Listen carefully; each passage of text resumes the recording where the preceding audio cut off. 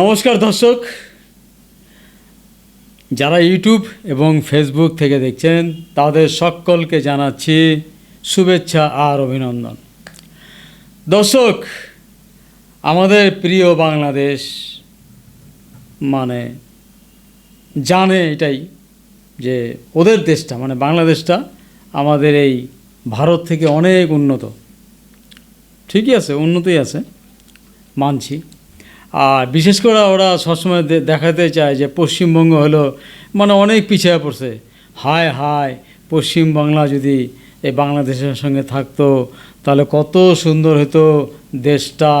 হ্যাঁ, অনেক সুন্দর হতো, আমরা সবাই মুসলিম থাকতাম। হ্যাঁ, মানে আমরাও আর কি মুসলিম থাকতাম। যাই হোক, এখন এটা হয় নাই। হ্যাঁ, আমরা ভারতের সঙ্গে থাকতে ইচ্ছুক ছিলাম, তাই শ্যামাপ্রসাদ মুখার্জি অনেক বুদ্ধি টুদ্ধি খাটিয়ে পশ্চিমবাংলা নামে একটা জায়গা, একটা স্টেট আমাদের হিন্দুদের জন্য বরাদ্দ করেছেন আর কি। তো যাই হোক, পিছিয়ে পড়া রাজ্য আমরা ভারতের মধ্যে, বিশেষ করে বাংলাদেশ থেকে পিছিয়ে পড়া, মানছি কথাটা। এখন ঘটনা হলো, আমি যেটা সব বরাবর বলে থাকি, যেদিন এখানে বিজেপির মানে সরকার আসবে সেদিন এখানে এতটা উন্নত হবে মানে কল্পনার বাইরে। সেদিন কি হবে বাংলাদেশে জানি না, তবে আজকে বোধহয় সেটা আসছে দিনটা, কারণ এখানে এখন বিজেপির সরকার চলছে। তা দর্শক, সেদিনকে মানে কয়দিন আগে আর কি পেপারে দেখলাম কোচবিহার হবে স্মার্ট সিটি। তা স্মার্ট সিটির যে বরাদ্দটা কেন্দ্রীয় সরকারের তরফ থেকে আমরা যতটুকু জানি, এটা একটা বিশেষ প্রকল্প, একটা সিটিকে মানে অত্যাধুনিক করে দেওয়া। তা আমরা জানি এটাও যে কোচবিহার একটা অত্যন্ত সুপরিকল্পিত মানে শহর।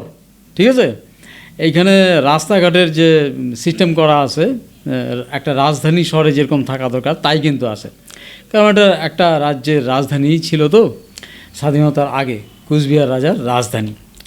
তো যাই হোক, স্মার্ট সিটি হবে, তার মানে অনেক পরিবর্তন কিছু একটা আসতেছে। তা আমি তো আতঙ্কিত হয়ে পড়লাম আর কি, মানে আমার কাছে আতঙ্ক, এটা মানে চিন্তাই করতে পারতেছি না, মাথায় এখনও ঢুকতেছে না।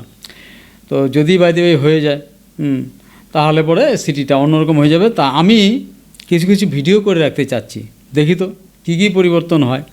তা প্রথমে আজকে আমরা দেখাবো হচ্ছে আপনার এই যে পরিবহন ব্যবস্থা, মানে মাল পরিবহনের ব্যবস্থা। আগে একটা ভিডিও আমি করলাম, সেটা হচ্ছে যাত্রী পরিবহনের জন্য, আজকে করব মাল পরিবহনের ভিডিও। তো কোচবিহার তাহলে 2028 সালের মধ্যে, যেটা আমাদের একজন বিধায়ক আর কি, কোচবিহারের বিধায়ক তিনি বলেছেন 2028 সালের মধ্যে স্মার্ট সিটি হবে। তার মানে আর 2-2.5 বছরের মধ্যে ব্যাপক পরিবর্তন কিছু হবে।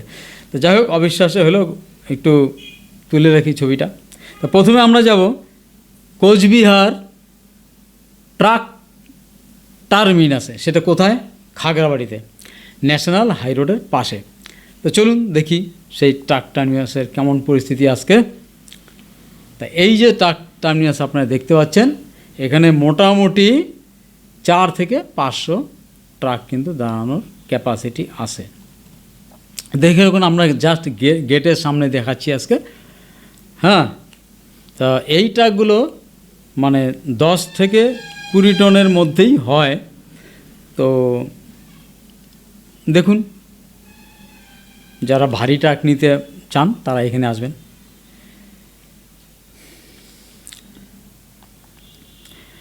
তো যাই হোক, আজকে আমরা কোচবিহারের আরেকটা ছোট ট্রাক টার্মিনাসে যাব, সেটা হচ্ছে মা ভবানীবিরি চৌপতিতে আছে। এইটা হচ্ছে মানে একটা ছোট ট্রাক টার্মিনাস, মানে রাস্তার পাশেই কিন্তু এটা। আর এখানে 5 থেকে 7 টনের গাড়ি পাওয়া যায়।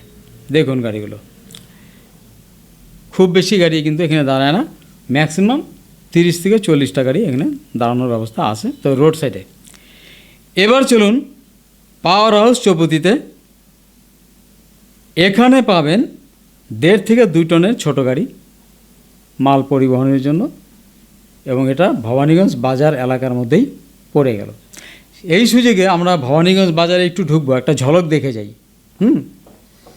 তো এখানে হোলসেল মার্কেট, আমি যে রাস্তা দিয়ে যাচ্ছি এটা হচ্ছে হোলসেল মার্কেট। এখানে আপনি হার্ডওয়্যার সামগ্রী, ইলেকট্রিক সামগ্রী, জামা কাপড়, হোশিয়ারি, বইপত্র, দশকর্মা, হাঁড়ি কড়াই, কম্পিউটার, এই বাজারের ভিতরে গলিগুলো আছে, এখানে ঢুকলে পাওয়া যাবে কম্পিউটার, তারপরে অ্যালোপ্যাথি, হোমিওপ্যাথি ওষুধ, ময় মশলা, জীবনে চলার সমস্ত কিছুই আর কি খুচরা আর পাইকারি দামে পাওয়া যায়। তো ভবানীগঞ্জ বাজারের মতো বাজার কিন্তু সচরাচর দেখা যায় না।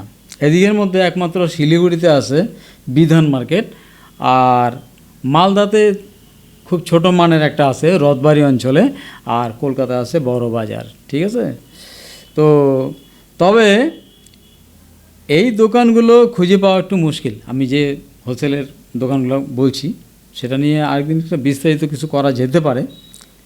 যেমন প্রেসের যাবতীয় জিনিস যদি আপনি পেতে চান তাহলে কোথায় যেতে হবে আপনাকে? মিনি স্ট্যান্ড বাজারে। তবে আজ ভবানীগঞ্জ বাজারে একটা ঝলক তো দেখাবো, বের যখন হয়েছি। জেনে রাখুন, আপনার মোবাইল খারাপ হলে যেতে হবে দক্ষিণায়ন বিল্ডিংয়ে, দোতলায়। আচ্ছা, বি পোদ্দারের ইমিটেশনের একটা হোলসেল আছে, সেটা আছে দক্ষিণায়নের দোতলার উপরে।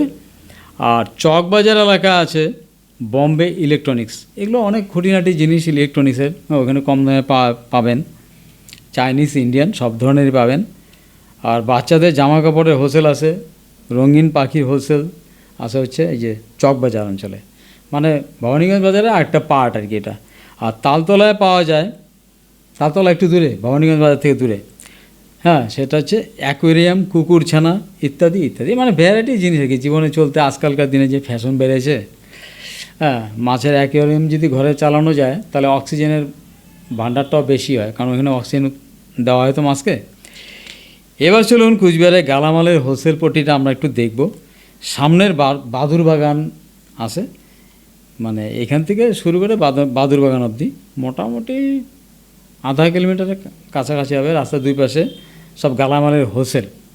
আর একটি ছোট্ট মালবাহী গাড়ির স্ট্যান্ডও আছে এই অঞ্চলে, কারণ মাল টানাটানির জন্য, গালামাল টানাটানির জন্য দরকারই পড়ে। যাই হোক, ভিডিও করতে করতে সন্ধেই হয়ে গেল। যারা পুরো ভবানীগঞ্জ বাজার দেখতে চান, হোলসেল মার্কেট দেখতে চান, তারা একটু কমেন্ট করবেন। হ্যাঁ, ওটা যদি আমি দেখাতে যাই পুরো মার্কেটটা, মোটামুটি 1 ঘন্টার আর নিচে আর ভিডিওটা শেষ হবে না, এটা আমি জানি। তো যাই হোক, ভালো থাকবেন, সুস্থ থাকবেন, নমস্কার।